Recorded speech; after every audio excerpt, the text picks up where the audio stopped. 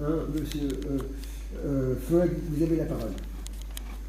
Merci, et je dirais à M. Alexandre, tout ce qu'il vient de dire, c'est vraiment très intéressant à nous les Catholiques. Ça fait plaisir, je crois, d'entendre d'autres personnes dire de vous ce qu'ils pensent. Parce que je fais partie justement de cette minorité. Bon, je suis l'administrateur d'une SBL qu'on appelle la Renault. Ça fait depuis des années, je fais essentiellement l'accompagnement des jeunes. Comme il l'a dit, on n'est pas aussi soutenu que ça, parce que j'ai remarqué que très souvent, quand vous êtes une association ici, une université, et que vous organisez une fête, la danse et tout, vous êtes soutenu. Quand vous organisez des structures qui portent à la réflexion, on vous regarde avec beaucoup de méfiance, parce que, bon, parfois il faut dire ce qu'on entend, pas dire ce qu'on pense. Donc, ici, j'ai dit, le coronavirus a eu un impact sur la situation des artistes issus des diversités et a mis à mal l'activité de certaines associations, comme il a dit tout à l'heure. Je veux dire, elle nous a aussi permis de prendre conscience de ce que nous sommes. Parce que quand une situation ne va pas, il y a toujours une solution. Il y a toujours une solution, se réinventer, et je crois que c'est ce qu'il faut pour pouvoir avancer. Et je dis, et cette prise de conscience nous a aidés dans la réflexion et la mise en place de nouveaux projets. Et chez nous, le projet que nous essayons de développer, qui va dans le sens de M. Alexandre, c'est Eastern Bruxelles. Eastern Bruxelles. Donc, et notre concept, c'est le communautarisme inclusif, des synergies d'action économique pour l'intégration des populations. Nous allons dans ce sens que une minorité ne peut pas se développer, ne peut pas s'intégrer, se développer toute seule sans inclure l'autre. Donc le problème très souvent lié de la discrimination est parfois lié à la raison économique. La raison économique, l'autre apparaît toujours comme profiteur, comme quelqu'un qui veut profiter d'un système et qui ne produit rien.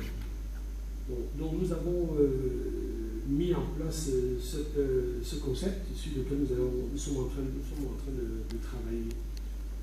Et dit ainsi, donc nous voulons que Eastime se transforme en prise de conscience pour pousser les acteurs issus des diversités à créer des synergies d'action et répondre, et pour se prendre en charge.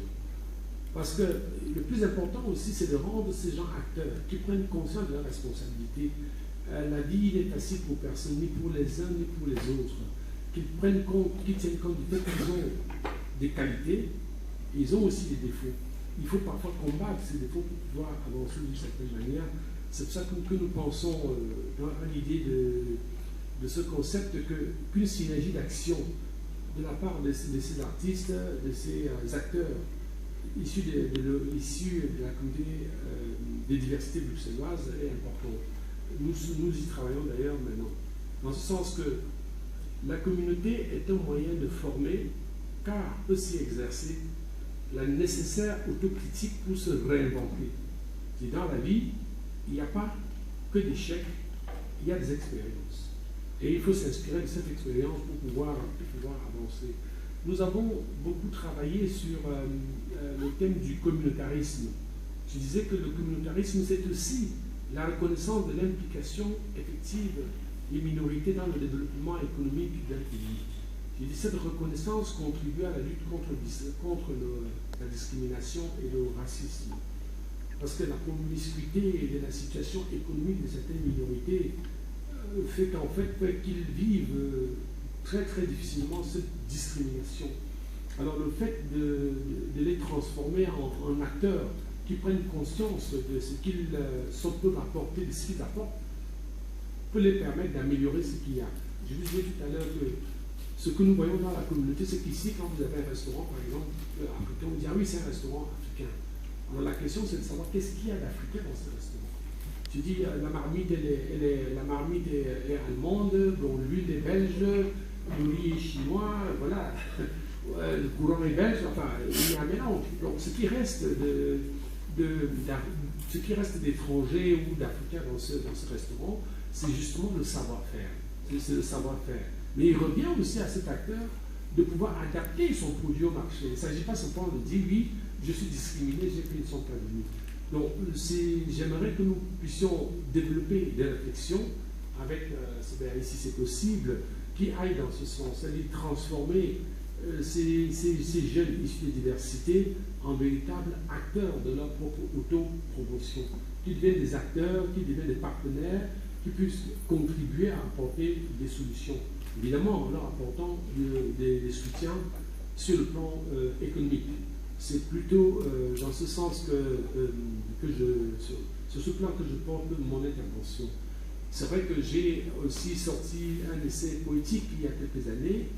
Dans l'essai poétique, je parle de la femme, je parle de migration, il y a une autocritique aussi. Je parle d'ailleurs de l'État, et là je parle de solitude invisible. Je dis, la solitude invisible est un environnement que nous créons. Parce que dans l'association, nous avons pu observer le comportement de certains parents issus de diversité, qui en général, quand l'enfant demande un téléphone, on se bat comme un diable pour offrir le téléphone à l'enfant, sans chercher à savoir l'utilité de ce téléphone. Et c'est ainsi qu'on arrive aussi à créer cette forme de solitude qui fait qu'on vit ensemble, mais on n'est pas ensemble. Et c'est aussi ce problème qu'on trouve dans ce qu'on appelle communauté des. Ils ne sont pas aussi unis que ça. Ils sont ensemble dans la revendication, mais très souvent seuls dans l'initiative. Je crois que ce sont des problèmes qu'il faut pouvoir soulever. Ce problème de solitude invisible, c'est un problème évident. Ça pose beaucoup de problèmes dans les familles. Et nous avons pu se rendre compte aussi avec le coronavirus, parce que bon, on avait pris certaines habitudes, en sortant, on allait, on revenait. Le coronavirus nous a contraints de rester en famille, de supporter le regard de certains et tout. Et dans la communauté, subsaharienne en particulier qu'on a suivi, beaucoup l'ont vécu très très mal. Il y a beaucoup de séparations, beaucoup de divorces, parce qu'ils n'ont jamais pris le temps de se remettre en cause, d'assumer leur identité de Belges avec leurs particularités. Parce que moi je parle du principe que quand on vit en Belgique, quel que soit le statut social, on est belge d'abord, mais avec notre particularité.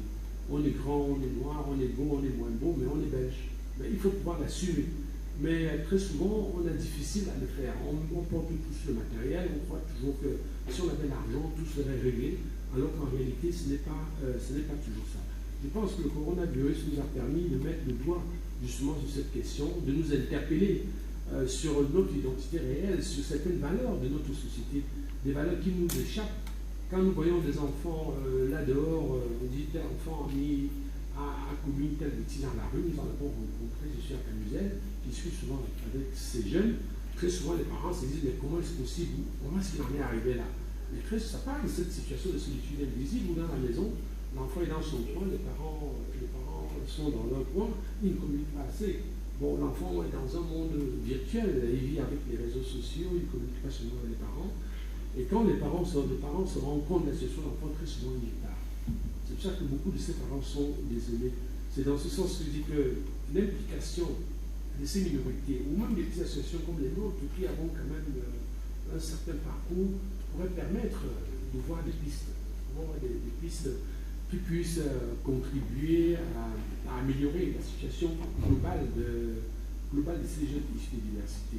Moi, je crois que ce n'est pas seulement un problème d'argent, c'est un problème de cadre, et puis de vision aussi, de ce que nous voulons. Nous avons parlé tout à l'heure de ces monuments qu'on démonte, pas démonter. Pour moi, l'histoire, c'est l'histoire. Bon, elle est là. On l'aime ou on l'aime pas, c'est l'histoire. À partir de ce moment, à partir de quel moment cette histoire a un impact négatif sur nous? Et qu'est-ce qu'il faut en faire? Quelles sont les solutions? Comment nous voyons le futur? Tout ça, je crois que c'est dans un cadre qu'on peut pouvoir développer la plupart de ces idées. Bon, je me suis un peu dévié de ce que je voulais dire parce que j'ai tellement interpellé par son intervention que j'ai dû me disperser un peu. Bon, là, je vous laisse la possibilité de poser des questions ou de pouvoir échanger davantage. Je vous remercie.